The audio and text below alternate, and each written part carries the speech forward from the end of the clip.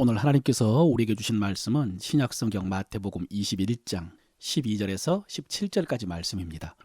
예수께서 성전에 들어가사 성전 안에서 매매하는 모든 사람들을 내쫓으시며 돈 바꾸는 사람들의 상과 비둘기 파는 사람들의 의자를 둘러 엎으시고 그들에게 이르시되 기록된 바 내 집은 기도하는 집이라 일컬음을 받으리라 하였거늘 너희는 강도의 소굴을 만드는도다 하시니라.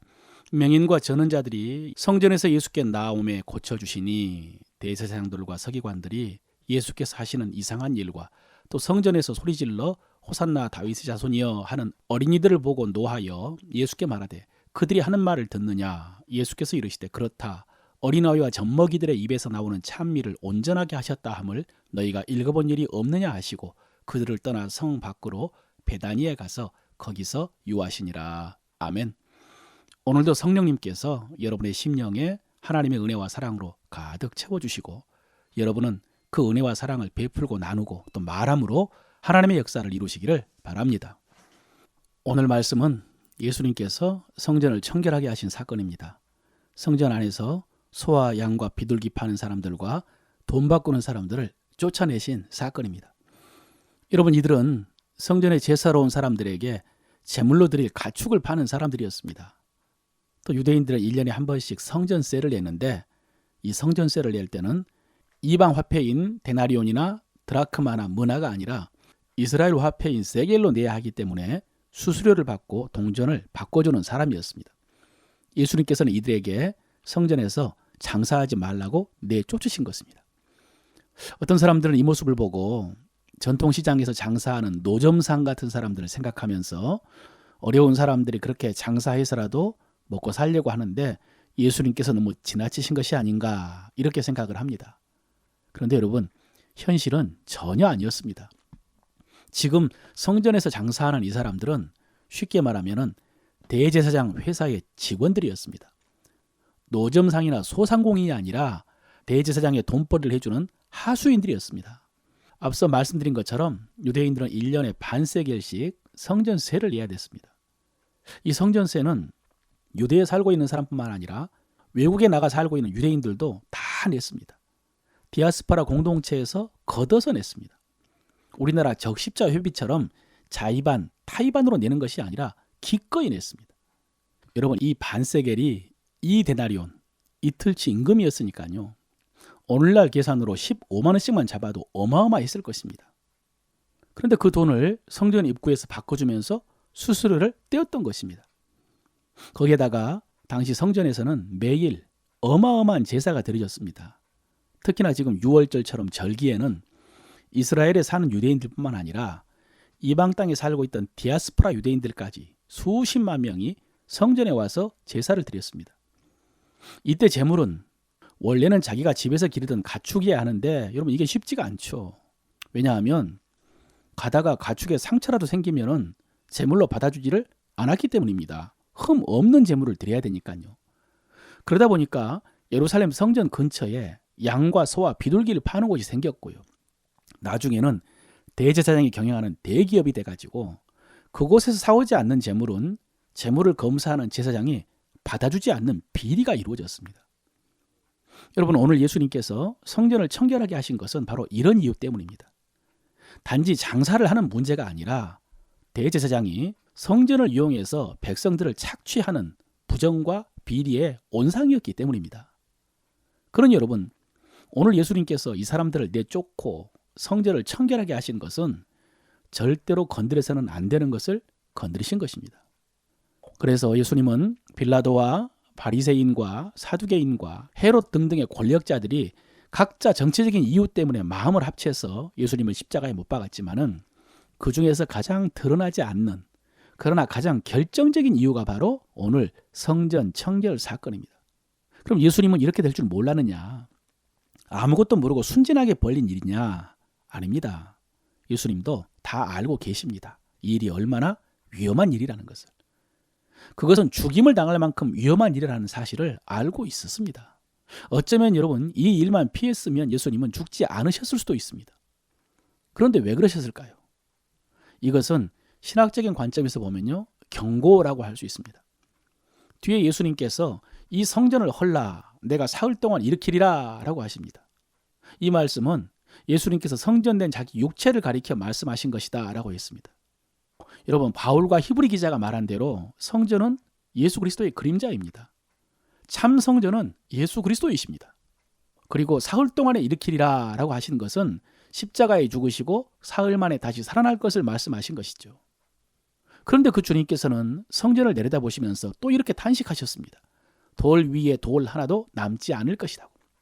그렇게 성전이 무너질 것이라고요.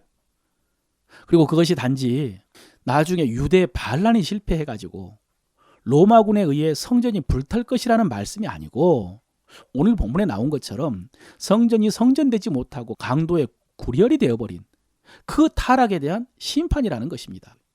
넓은 의미로 보면 유대인, 유대교 전체에 대한 심판입니다. 그런 관점에서 오늘 성전 청결 사건을 경고라고 한 것입니다. 여러분, 오늘날 우리 교회가 성전과는 다릅니다마는 연속성도 있습니다. 어떤 성도들 중에는 교회를 성전이라고 하는 것을 심하게 부정하는 분들이 있습니다. 교회를 지나치게 신성시한다는 것이죠. 그분들의 주장도 일리가 있습니다마는, 그러나 구약의 성전과 신약의 교회 사이에는 단절된 부분도 있고 연속된 부분도 있습니다. 디모데전서 3장 15절에 바울이 이렇게 말합니다.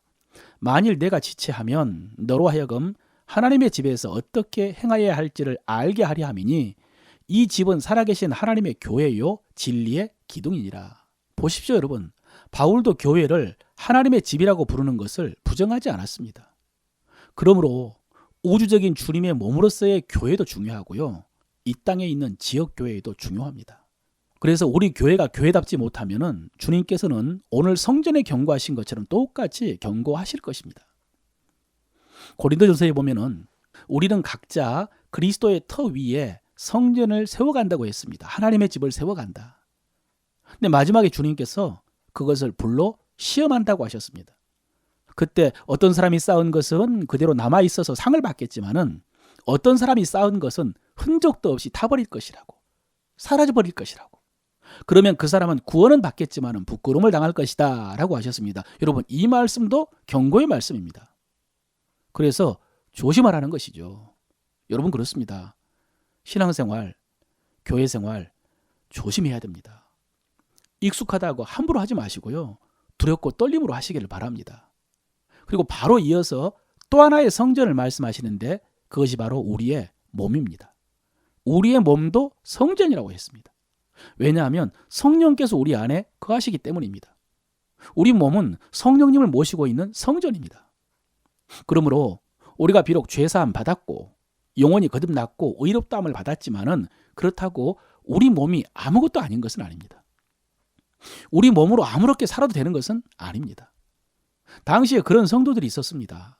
영혼이 구원받았기 때문에 육신은 아무것도 아니다. 몸으로 무슨 일을 하든지 영혼에는 상관이 없다, 이렇게 주장하는 자들이 있었습니다. 대표적으로는요, 영지주의자들이고 니골라당인데 그게 아니라는 것입니다. 우리 몸은 성전이다. 이것이 진리입니다. 그러므로 거룩해야 됩니다. 가장 먼저 거룩해야 됩니다. 누구든지 하나님의 성전을 더럽히면 하나님이 그 사람을 멸하시리라. 경고의 말씀입니다. 특별히 여러분, 음행에 대해서 경고하십니다. 음행을 피하라. 사람이 범하는 죄마다 몸 밖에 있거니와 음행하는 자는 자기 몸의 죄를 범하느니라. 너희 몸은 너희가 하나님께로부터 받은 바 너희 가운데 계신 성령의 전인 줄을 알지 못하느냐. 너희는 너희 자신의 것이 아니라 값으로 산 것이 되었으니 그런즉 너희 몸으로 하나님께 영광을 돌리라. 사랑하는 성도 여러분, 이 경고의 말씀을 두렵고 떨림으로 받으시길 바랍니다. 음행하지 말라. 몸으로 하나님께 영광을 돌리라. 특별히 여러분, 우리는 주님께서 이루신 하나님 나라의 대리인으로 이 땅에서 하나님의 뜻을 이루고 하나님의 나라를 이루어야 되는데, 첫 번째로 우리가 하나님의 뜻대로 다스려야 될 대상이 바로 우리 육신입니다.